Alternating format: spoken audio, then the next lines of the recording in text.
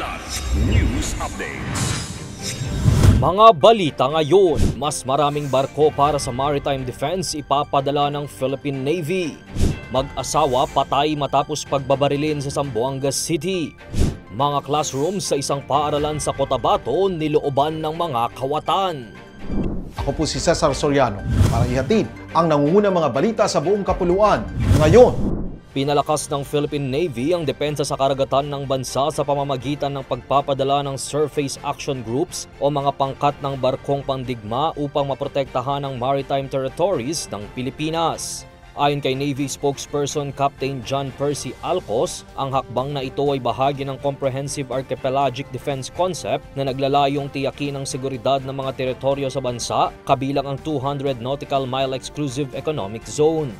Sinabi ni Alcos na lilihis na ang Philippine Navy mula sa nakagawiang lone wolf operations at sa halip ay magpapadala ng mas maraming barko ng sabay-sabay upang mapalawak ang coverage ng pagpapatrolya sa karagatan.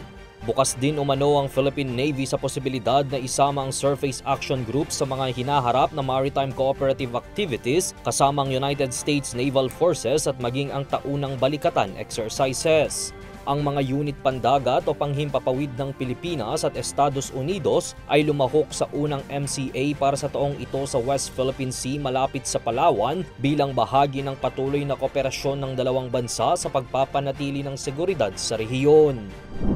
Patay ang mag-asawang negosyante habang maswerteng nakaligtas ang kanilang 4 na taong gulang na anak matapos silang pagbabarilin sa barangay Buwalan, Zamboanga City ngayong araw.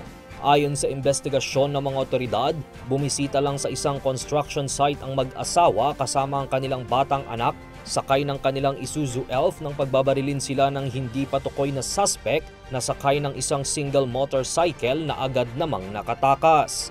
Dead on the spot ang mag-asawa na kinilalang sina Bair at Fat Loong na mula pa sa lalawigan ng Sulu. Patuloy pa rin ang ginagawang investigasyon ng pulisya sa nangyaring insidente.